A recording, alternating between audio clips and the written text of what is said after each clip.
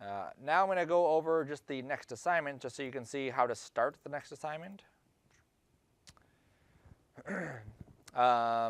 First step, as always, is you go to your project window and you tell it you're working on a new project.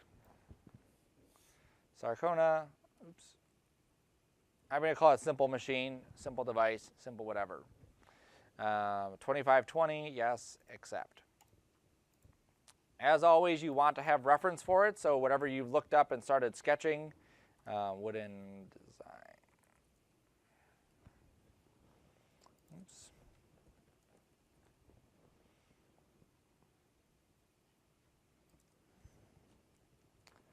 I can't think of the name of the one thing he had, but not that. That's one thing. Let's say this. Okay. So let's say we're going to build this thing here. We have a lot of repetition, a lot of the same shape. So what I don't want to do is think that I'm going to build this all once. You'll typically build this several times. A lot of it is going to be like you'll put a peg in, you'll duplicate it around, and you'll say, that looks good. Now I'm going to delete all those, fix this one, duplicate it again, and say, yep, that looks good, and then delete it again. I do it all the time because I'm trying to see spacing. I'm trying to see what looks good. From a single item, you really can't see it as much. When you duplicate it, you can see it a lot better. Yeah. Let's see if there's anything else that looks fancier. That's kind of neat there. All right, I'll stick with this. Okay, so I'm also looking at where things are duplicating. So you can see how this duplicates all the way around like that. So I'm going to use that. So first thing I'm going to do is build a cylinder. I want to keep my divisions down, as always.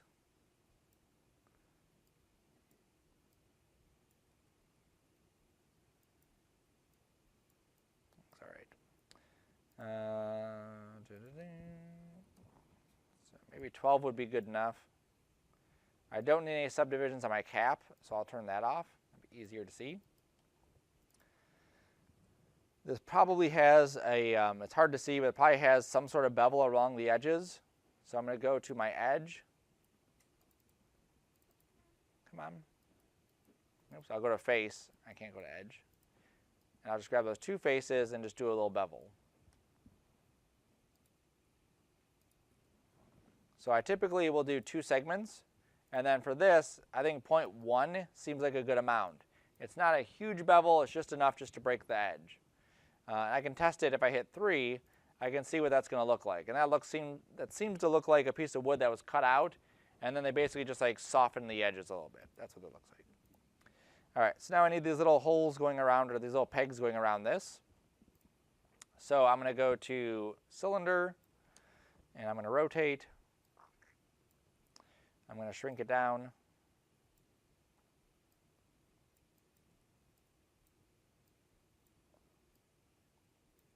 And then I'm going to put it about where I think it should be, maybe about there. Now I'm going to group it to itself. I need to create a bunch of these going around. I'm going to group it to itself. I'm going to duplicate, and then I'm going to rotate it so many degrees. Now I don't know how many degrees I'm going to rotate it. If I counted these, I could definitely figure out how many this one has. But let's just say that I go, let's just say 15 degrees. I hit Shift, and I hit D. And I keep hitting D all the way around. Perfect. Okay, so now I can look at that and say, does this look good? I think these are probably a little bit thinner. So I'm going to grab all of those except for this, go to my scale tool, and just maybe scale those down slightly. And then scale them down this way a bit, push them in a little bit, and then take a look. Okay, that looks pretty good. All right, so now I'm going to delete these again. Then I'm going to go to this first one, and then I'm going to tweak what that one looks like. So I don't need, again, that cap. I do want to put a little bevel on this. I don't need this back piece. So I can just delete that. And that's good. I think that should be, for what I'm seeing there at least, that should be a pretty close resemblance of what that looks like. So at this point, I could duplicate it again but at some point I still have to lay out the UVs for it. So it makes sense right now to lay out the UVs and then duplicate it. Because it's a cylinder, the UVs are pretty much already there. It's just a matter of grabbing it and then going to unfold. There it is. Going to orient and then going to layout. Now remember, if you didn't copy your preferences or save them every day, every time you have to make sure you set your unfold options and your layout options so that they're always updated. I don't know why it's taking so long for this to think, but it is. There it goes. I'm not concerned that this doesn't fit, maximize my spacing in here because I'm going to have other stuff inside that room. I am concerned, though, that I didn't freeze my transforms, and so now I have to freeze them, and then it'll be happy. Now, this operation that I do, I unfold, I optimize or orient, and then I lay out every single time. Those are like 3 steps that I constantly do. So it makes sense if I have a shortcut way to do that. And I do have a shortcut way to do that. So what I did was I found out what commands are being done. So down here, close this. Down here at the bottom is a script editor. And when I do an unfold, right there, there's the unfold. So that's the command that runs when I do an unfold. Then I do an orient, and then I do a U3D layout, which is doing a layout. Okay? You'll notice inside here is the name and the faces right there and right there. Okay? So I don't need those 2 items. But what I can do is I can copy these 3 lines.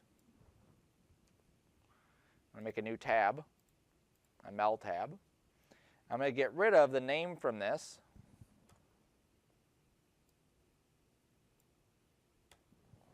And then I'm going to highlight all of this and then just middle drag it up to my shelf. And now if I select something and I click that button, it will do unfold, orient, layout. 1 button, that's all I need to click. Okay, so now that's set up. I'm going to delete the history. I'm going to delete all these extra groups that I have in here. And then I'm going to rotate this around. Now I know 15 degrees seemed like a good number. If I go to my duplicate special options, I can actually say rotate this 15 degrees in the Z, I believe it was. And how many copies should I get? Let's see, 360 divided by 15, 24. So I already have 1 at the top, so I need 23 copies. There we go. So it's much easier to do it that way. Cool. So this back here, I'm not going to do the whole thing, but I'm just going to show you the next piece so you can get started on it. It looks like there's just this like platform or plank or something that's back here that's kind of holding this in place. So right there. So that should probably be good about that spot. Yep. And I'm going to duplicate it. I'm going to rotate it. Let's say 45 degrees. Yes. I'm going to scooch it down, scooch it over.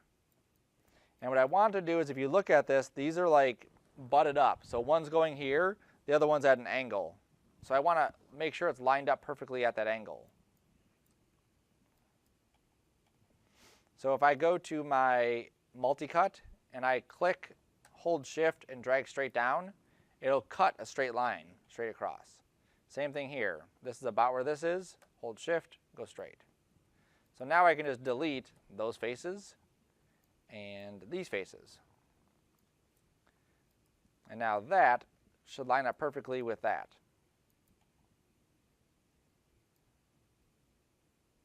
And if it sticks in slightly, that's good. Now to get this on the other side, I'm going to go to Mesh Mirror. Tell it the direction I want it to go. I want it to go in the X direction because this is the red direction this way. I want it to go in the negative because the positive, if I look at this, the X positive is that way. And then I just hit world and say mirror. And now I can drag these apart. Nope. All right, I thought that would work better. Let's try maybe object. Nope, that didn't work either. All right, so that didn't work. I'm just going to do a different way. I'm going to group it, I'm going to duplicate it, and then I'll negative scale it in the X. There it goes. A lot of times I'll do that, group it, duplicate it, and then negative scale. Now it looks like there's also one in the front. So I'll do the same thing. I will take this and group it, duplicate it. I'm just going to rotate it 90 degrees though.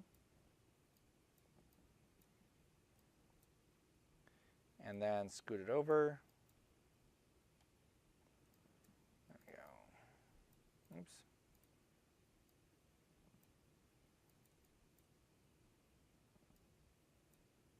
I think that should be a 0, and that'll be perfectly centered.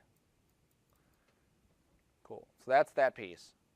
Now this, where this connects, there should be some kind of hole that goes through. If you see right there, that's the pin that's going to allow it to spin around. So this is how we make a hole inside Maya. We grab the face, we shift right click, and we say circularize. And then if I scale this, I should have a circle.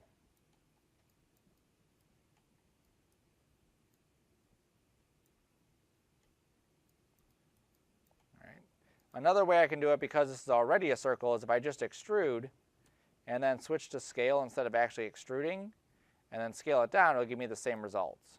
So I'm going to go into the front view and just scale it so that these are pretty close to each other right there. All right, so I have this hole, I have that one.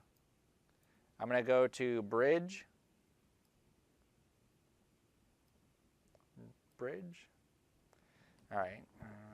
Let me try this again. Grab them both again. Bridge. There we go. It's twisting it. So I'm going to go to offset and then maybe make this 2, 3, 4. 4 is good. And just until it's straight. All right. So now I'm going to go through and just add, if I can find the other hole, there it is. Add some little bevels to this, just because they would have, just like the outside, just a tiny bit.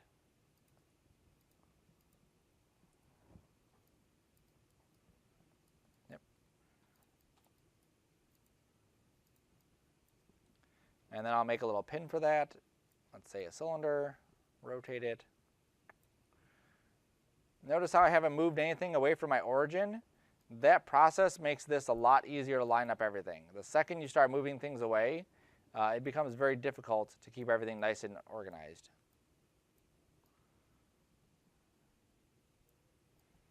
All right, so let me get rid of my divisions here. I'm going to grab the cap, I'm going to extrude it, and this is just fancy design is all. I'm going to extrude that. Extrude this.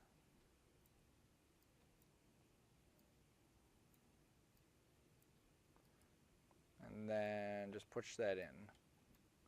Now I don't need anything that's inside here. That's just wasted geometry. So is that.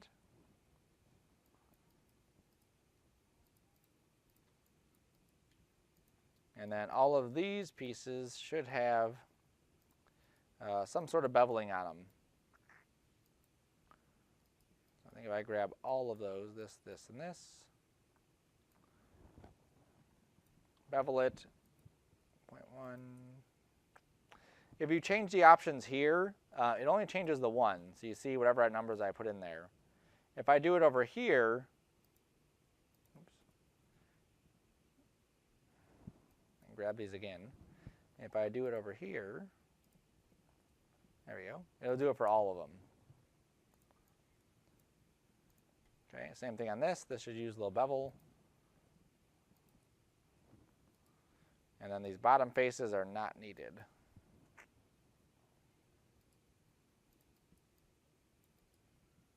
Okay. Now once I have that, I'm ready to kind of maybe move it up. I don't want to screw with this. I think all of these should be good. So I want to grab all of those pieces on the top, group them, and call this big wheel. Grab all these pieces on the bottom, group those, call those legs for big wheel. And then if I go over here, there's my two groups. I'll group that and call it big wheel stuff. The rest of this is just garbage, just groups that I've had.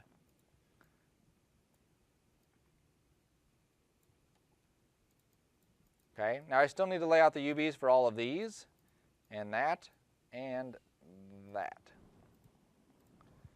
Okay, but they shouldn't be terribly difficult because they're all simple shapes. Okay, so then I would just continue moving on with that. So regardless of what kind of object you're making, a lot of these are going to have the same kind of repetitive pattern. So look at creating basic shapes, look at where you're going to put bevels, look at where you can duplicate things. If you have something where you're going to be duplicating something a lot, like even this, each one of those cannons, I probably want to lay out the UVs before I start duplicating it for the final time. Same thing with these planks on the sides. Same thing with whatever, oh, those are just the cannon pieces. Same thing with these lampshades or whatever that is, the top of that. Okay, even if you lay out the UVs and then change the dimensions, like pretend that this is UVs laid out, which it should, so it doesn't need anything fancy.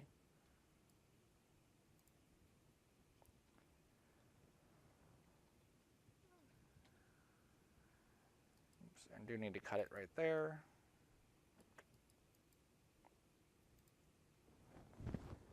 There we go. So even if the UVs are laid out like this, and I duplicate it, and let's say that I grab this and move it. Okay, so now these UVs are not laid out because I just screwed it up. But if I go in here and just grab it and click my button or re-unfold and lay out and all that, it'll fix everything else. Now it's fixed again. Oops. Once I freeze my transforms, there we go.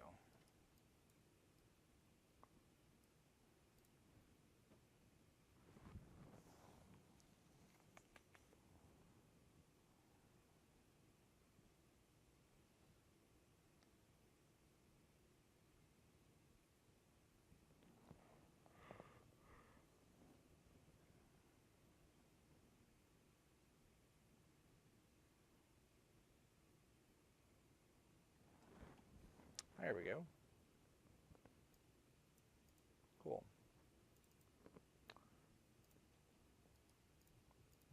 Okay, so as long as the shape hasn't changed drastically, you're not extruding it more or adding more divisions, you're fine. Okay, so then I would just keep moving, adding more stuff to it. If you have a weird shape like that, try to figure out how you would create that shape, what shape you're going to start with, where you're going to add divisions, how you're going to rotate things around, and so on. If you have a plane or a cube or something, let's say I need a hole in the middle of this cube.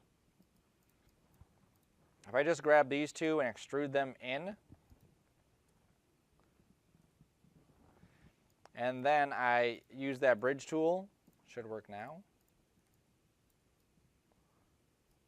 I can get a hole right in the center of it. If I hit 3, then I get that. If I add bevels,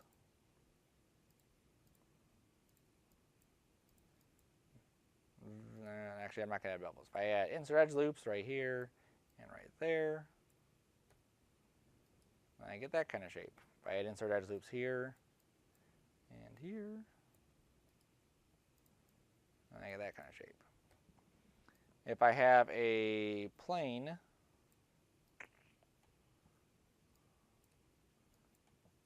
and I need a hole in the center of this, I grab those, I use that circularize, it creates a circle, and then I can extrude it and push it down.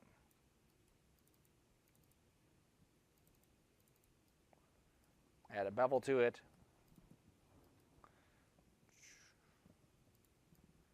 Gorgeous. Cool. So that should give you plenty of stuff to kind of go on to see how you're going to create your stuff. Keep all your divisions as low as possible because you are going to be rendering these out. We are going to be laying out the UVs. That makes it simpler. And then also think about for future assignments and this one, like where else you could take it. Like I said, you can do the 3D thing. You could make it printable. I thought I would have time today. I just didn't want to have too much stuff. Next class, I'll show how you can actually take your weapons that you did and prepare it so if you did want to 3D print them, how you could do that. And we'll even walk down to the 3D print room and you can take a look and see where they are and kind of how we set it up. Cool? Questions on the next assignment? Nothing yet. Okay.